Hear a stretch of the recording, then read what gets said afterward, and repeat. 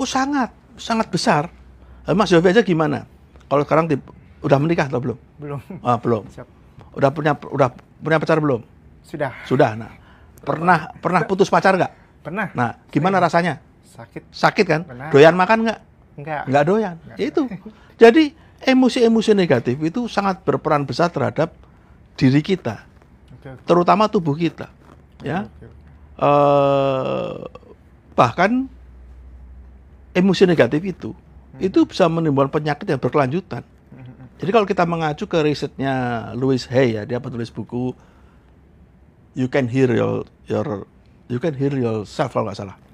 Itu dia meriset pasien-pasien di rumah sakit dan dia menemukan fakta bahwa mulai penyakit A sampai Z, ya, itu semua ada background emosi. Kamu bisa merubah perilaku yang kurang baik menjadi baik, ya.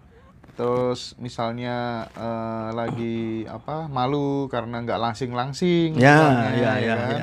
Penghasilan nggak naik-naik, Ya, gitu ya. Stres, jengkel, Penghasilan marah, sepi, ya, jualan sepi, stres, gitu ya. cemas itu. Pokoknya itu aja dah, pokoknya. Intinya tapping itu melepas energi-energi negatif ya, Om ya.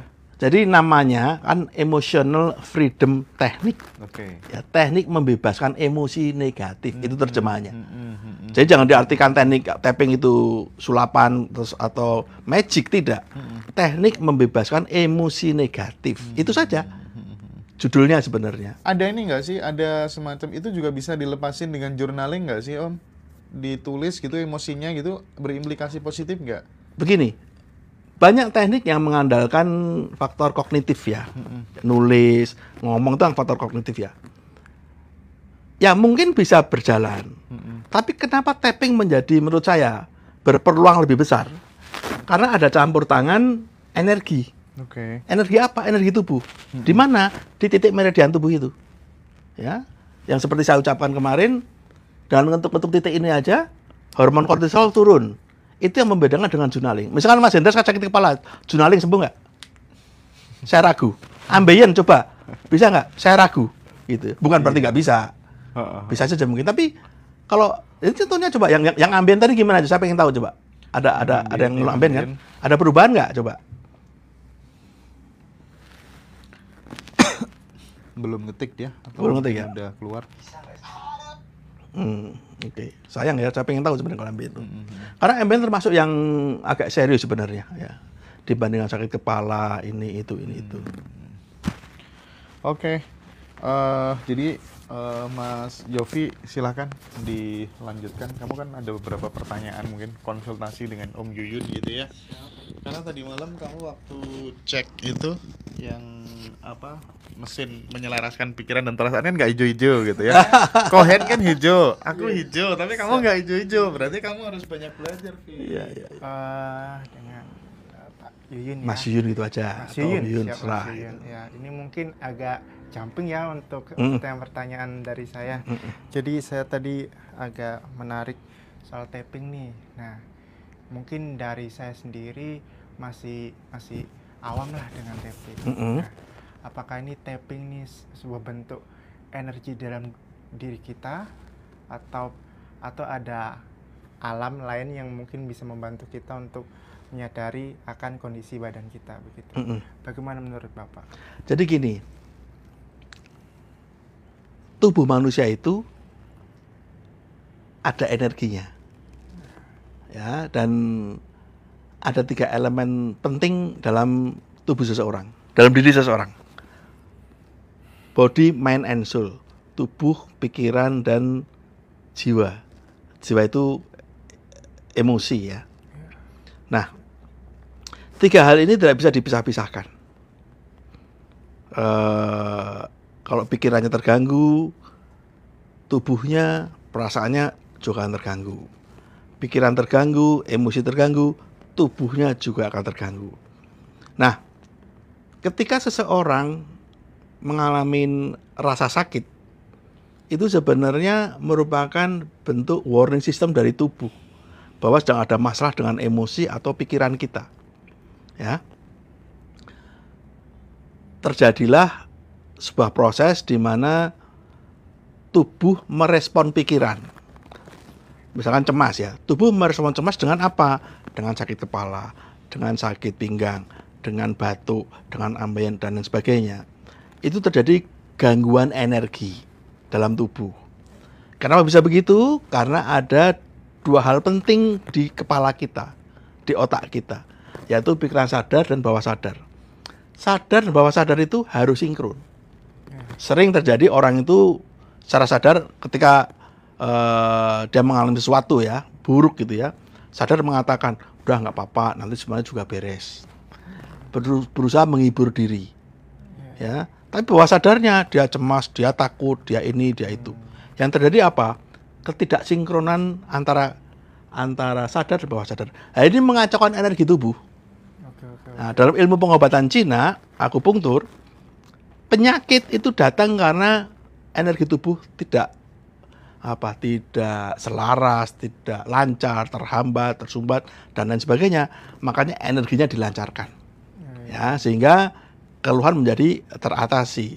Tapi ternyata gangguan energi seperti ini tadi tidak hanya ke tubuh atau ke fisik, bisa ke perilaku, ke cara berpikir, ke sifat, ya, ke rezeki, termasuk jodoh, karir dan lain sebagainya. Nah, persoalan energi di luar diri kita, saya mengasumsikan ini sebagai pihak ketiga gitu lah ya. Saya tidak melihat di situ. Tetapi kita bisa menarik energi negatif atau menarik energi positif berdasarkan energi kita. Jadi kalau kita penuh dengan apa yang saya sebut dengan sampah emosi, energi kita akan menjadi buruk, menjadi negatif. Nah, inilah kemudian menarik energi negatif lainnya. Contohnya apa? Kesialan. Ya, kemudian kesulitan-kesulitan. Perilaku orang lain, ya, bullying. Itu yang mendatangkan siapa? Ya kita sendiri. Kita menarik energi-energi itu datang kepada kita. Itu yang saya maksud dengan energi di luar di kita. Tapi kalau seperti yang goib-goib itu, saya tidak melihat ke sana. Gitu, Mas. Berarti energi ini ada di dalam kesadaran dan di dalam alam bawah sadar begitu ya? Ya, energi itu sudah ada dalam diri kita. Jadi benda di seluruh alam semesta itu kan mempunyai energi, mengandung energi. Semuanya itu ada, gitu. Apalagi manusia, gitu ya. Energi manusia itu bisa tak terbatas, gitu. Apakah emosional yang ada di dalam diri kita ini juga akan mempengaruhi energi tersebut? Misalkan kita lagi dapat hadiah, gembira, gitu, ataupun kita lagi sedih, begitu, apa mempengaruhi, begitu, Pak? Oh, sangat besar. Mas Yofi aja gimana? Kalau sekarang udah menikah atau belum? Belum. Belum. Siap. Udah punya pacar belum? Sudah. Nah, pernah putus pacar nggak? Pernah. Nah, gimana rasanya? Sakit kan? Pernah. Doyan makan nggak? Nggak Doyan. Itu. Jadi emosi-emosi negatif itu sangat berperan besar terhadap diri kita, terutama tubuh kita. Ya. Bahkan emosi negatif itu bisa menimbulkan penyakit yang berkelanjutan. Jadi kalau kita mengacu ke risetnya Louis Hay, ya, dia penulis buku You Can Heal Yourself kalau nggak salah. Itu dia meriset pasien-pasien di rumah sakit dan dia menemukan fakta bahwa mulai penyakit A sampai Z, ya, itu semua ada background emosi. Jadi misalkan sakit cancer gitu ya, dia ada kesedihan, jantung, dia ada kemarahan. Jadi emosi negatif itu luar biasa. Makanya dalam teknik EFT ini kan emotional freedom technique. Teknik membebaskan diri dari emosi-emosi negatif. Karena itu adalah pangkal persoalan kita. Apalagi emosi negatif itu terjadi bertumpuk-tumpuk bertahun-tahun, puluhan tahun bahkan. Jadi jangan GR ya, kalau kita usia udah 50, 40, 30 atau bahkan 60 dan seterusnya, terus kita merasa udah nggak ada masalah lagi gitu ya. Jangan GR. Itu sebenarnya Anda mempunyai tumpukan-tumpukan sampah emosi yang mungkin Anda nggak sadar itu. Yang Anda ketahui sekarang, mungkin Anda sekarang gampang sakit kepala, Anda diabetes, Anda darah tinggi dan lain sebagainya. Anda menganggap itu bukan nggak ada hubungan dengan emosi. Oh, itu disebabkan oleh emosi negatif, tapi terjadi di masa lalu. Dan itu numpuk, akhirnya tubuhnya nggak kuat. jadilah diabetes, jadilah stroke, jadilah cancer dan lain sebagainya. Ngaruh ya Pak ya. Sangat Oke. besar sekali. Iya. Ini mungkin banyak di lapangannya mungkin saya lihat mereka melakukan mungkin ada kesedihan dan segala macam. Nah, kebanyakan dari mereka itu merasakan hal yang negatif kebanyakan daripada positif. Misalkan galau kah, ya tadi yang nggak punya pacar kah, jadi banyak pikiran, jadi banyak yang nggak punya uang kah. Nah, ini kan banyak yang jadi problem di dalam diri kita semua, terutama juga saya.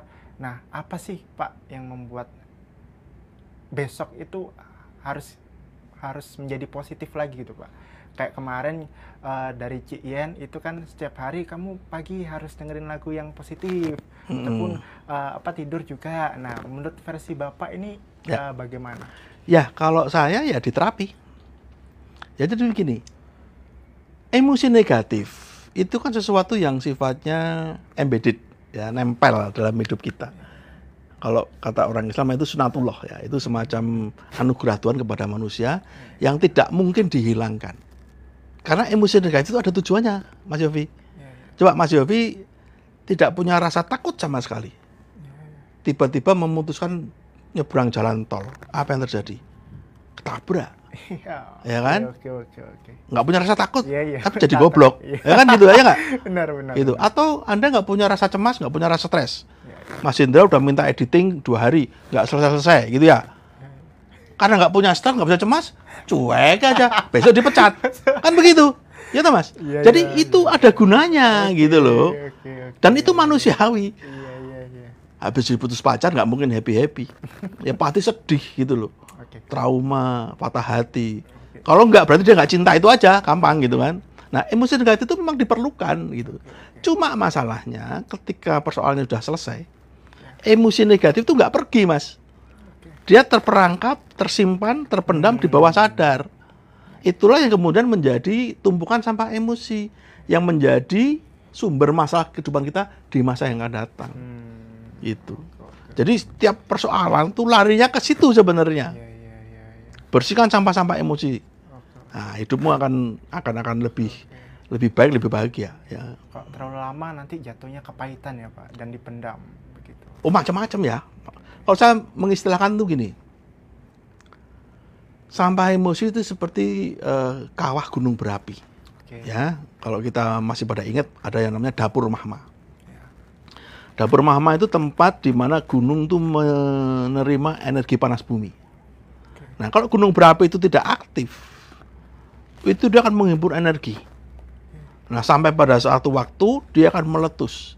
Nah, kalau gunung sudah meletus, Mas, yang terjadi apa? Pasti kehancuran. Ya. Contohnya apa? Krakatau. Oke. Berapa ratus tahun dia tidak aktif, sekalinya meletus, 2/3 bumi gelap. Gelap, benar. Gunung Vesuvius, kota habis, ya, Pompei itu kan. Ya. Nah, sama, kita juga begitu. Nah, gunung kalau mau dalam tanda petik tidak merugikan, tidak menghancurkan, dia harus sering apa? Erupsi. Dikeluarkan.